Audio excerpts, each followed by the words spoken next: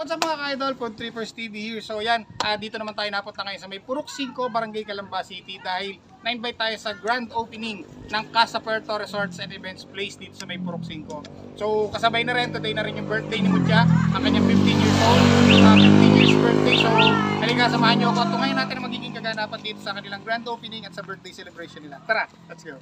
Sa mga naghahanap dyan ng resorts and events place na pwede kang mag-chillax and unwind, tamang-tama sa ito ang Casa Puerto Resorts and Events Place dito sa may Purok 5, Barangay La Guerta, Calamba City. At ito yung kanilang parking area. Madami na din na magkakasya sa parking space nila. Ito naman ang kanilang lobby or ang kanilang reception area for your inquiries. Pwede kayong mag-walk-in dito, pwede kayong mag-inquire dito ng walk-in or pwede rin kayong mag-message sa Facebook page nila, Casa Puerto Resorts and Events Place. At sa second floor naman, makikita mo dito yung iba't ibang rooms na pwede mong i-avail kung gusto mo mag-staycation dito. Meron din silang package and inclusion yan kung gusto mo mag-stay dito. At sa room naman, very relaxing ang room nila dito. Ito, meron silang room dito na may single bed, napakalaki niyan, at fully air conditioner rin ang mga room nila dito. Ito naman ang ibang room na available dito sa second floor. Syempre, ito yung kanilang comfort room.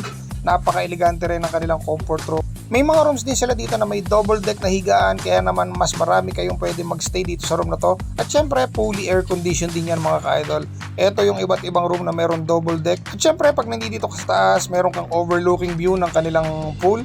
Meron silang dalawang pool dito, isang pang adult at meron yung slide, at ito yung pambata. At syempre, naka water filtration na rin yan. Kaya naman makakasiguro ka napakalinis talaga ng tubig nila dito. At ito yung kanilang rooftop. Pwede mo rin gamitin to kung gusto mo mag-chillax dito sa rooftop habang tumitingin ka sa mga overlooking view na makikita mo rito sa taas. Ito, meron din silang napakagandang comfort room dito. Kaya naman kung naghahanap ka ng resort or pwedeng staycation area, isa i-recommend ako sa'yo. Itong Casa Puerto Resorts and Events Place. Ito, meron din silang bar area rito and entertainment room. Pwede kayong magkantahan dyan, may sariling kitchen din yan. At ito, may refrigerator na rin dito at napakaluwag ng area nila para mag-chillax kayo dito. At dito naman sa dulong area na to, nandito ang kanilang event hall sa mga gusto mag-celebrate dyan ng birthday, Christmas party, reunion, or any gatherings na pwede kayong magsama-sama. Ito yung kanilang function hall at talaga namang napakaluwag dito. Nag-o-offer din sila ng iba't ibang package para dito. Meron sila ditong wedding package, debut package, birthday package, kiddie birthday package at napakarami bang iba na pwede nyong pagpilian, at nandiyan na rin yung kanilang mga inclusion at amenities. I-post nyo na lang para mas madali nyong makita. At ito naman yung presyo ng kanilang resort kung i-rent mo to. Sa day tour ay 6,500, pag overnight naman ay 7,500, at kung 22 hours mo naman to kukunin ay 12,000 pesos lang to. Kaya naman tamang-tama to sa any occasion ninyo ng inyong pamilya, barkada, or kung sino man gusto mong isama dito sa Casa Puerto Resorts and Events Place. Eto, meron din silang room dito sa second floor. Dito sa kabilang room ay merong single bed na napakalaki, fully air condition yan. At sa kabilang room naman ay meron ditong double deck na room at napakaluwag din ito. Kasyang-kasya ang ilang tao dito. Kaya naman, ano pang inaantay nyo mga ka-idol? Kung naghahanap kayo ng lugar na pwede kayo mag-staycation o kaya mag-relax, mag-swimming, magkakabarkada, pamilya, ay tamang-tama kayo dito sa Casa Puerto Resorts and Events Place. At syempre dahil ngayon ang kanilang grand opening ay sinimulan to ng prayers para sa owner at syempre sa buong venue ng Casa Puerto Resorts and Events Place. At sinundan na rin to ng pagbe-bless para sa lahat ng mga umattend dito sa kanilang grand opening. At isinunod na dito ang pagbe-bless ng buong venue ng Casa Puerto Resort. Siyempre, sinimulan ni Father yan dito sa kanilang reception area. Isinunod na lahat ng mga rooms, kasama na rin dyan ang mga hallways. Siyempre, ang kanilang swimming pool at ang kanilang napakalaking function hall.